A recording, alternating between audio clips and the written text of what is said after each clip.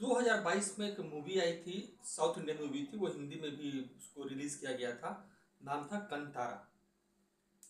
कंतारा में दिखाया गया था कि जनजाति संस्कृति, देवी देवता, कुल देवता कैसे होते हैं, कैसे उनकी पूजा होती है।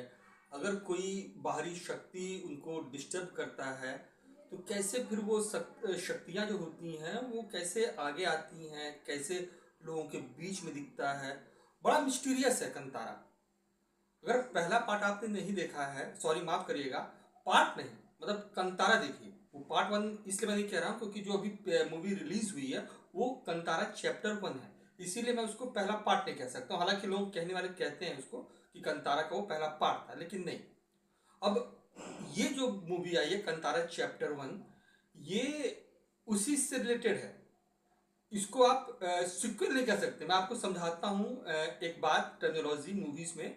जो सिक्वल और प्रिक्वल होता है, सिक्वल जैसे कि कोई मूवी जहाँ खत्म होती है उसके बाद स्टोरी जब आगे बढ़ती है तो कैरेक्टर्स होते हैं, जो किरदार होते हैं वो वही होते हैं। कुछ एक दो किरदार बदल सकते हैं लेकिन स्टोरी उसी के आगे बढ़ती है, वही किरदार होते हैं, वही आगे पीछे की चीजें दिखाई जाती हैं।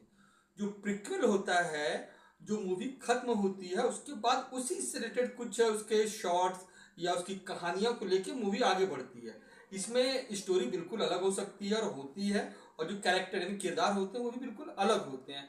तो जो कंतारा चैप्टर वन है उसमें भी कुछ ऐसा ही है। जो कंतारा जहाँ खत्म होती है वहां से कंतारा चैप्टर वन की शुरुआत होती है। मूवी बिल्कुल अलग है। जनजाति संस्कृति, लोक कथाएं, देवी देवता, कुल देवता की कहानी है ये। एक राजा होता है, वो कैसे लालच के चक्कर में पड़ता है। जो कंतारा है वो एक जगह होती है। इस मूवी में जो कंतारा चैप्टर वन उसमें दिखाया गया, कंतारा एक जगह है। वहां पे देवी देवताओं का वास होता है, बहुत शुद्ध पवित्र जगह होती है। वो बिल्कुल दुनिया से अलग एक जगह है। जो राजा होता है उसको पता चलता है तो वो उस लालच में उस जगह को कब्जा करने की कोशिश करता है। लेकिन होता क्या है कि जब जो उसके पिता होते हैं उनकी मौत होती है तो फिर राजा जो उसका लड़का होता है वो डरता है। फिर वहां से मूवी आगे बढ़ती है। फिर वो जो लड़का रहता है बड़ा होता है, राजा बनता है।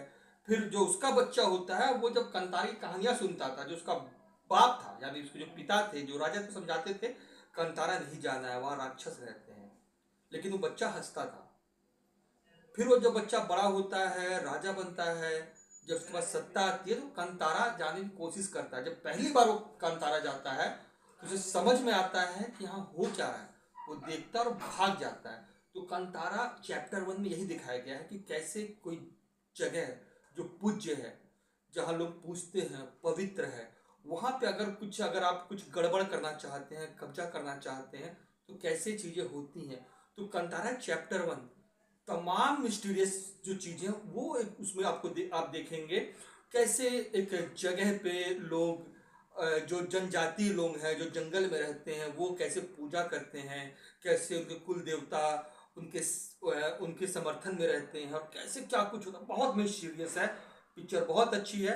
ऋषभ शेट्टी की मूवी है। मूवी मैंने देख रखी है, बहुत शानदार है। और अगर आपने नहीं देखा है तो ऐसा नहीं है कि कंतारा जो पहली मूवी आई थी 2022 में उसको आप देखेंगे तो फिर आपको समझ में आएगा। बिल्कुल अगर आपने नहीं देखा है तो ऐसा नहीं है कि आप पहला देखेंगे यानी जो कि 2022 में आई थी वो देखेंगे, इसके बाद आप फिर ये कांतारा चैप्टर वन देखें। नहीं, अगर आप कांतारा चैप्टर वन देखेंगे तो भी आपको पूरी मूवी, पूरी चीज़ समझ में आएंगी। तो देखिए। और अगर कोई मुझसे पूछे कि इस कांतारा चैप्टर वन को आप कितनी रेटिंग देंगे तो मुझे लगता है कि 5 में कम से कम मैं 4 रेटिंग कांतारा चैप्टर वन को देता हूँ।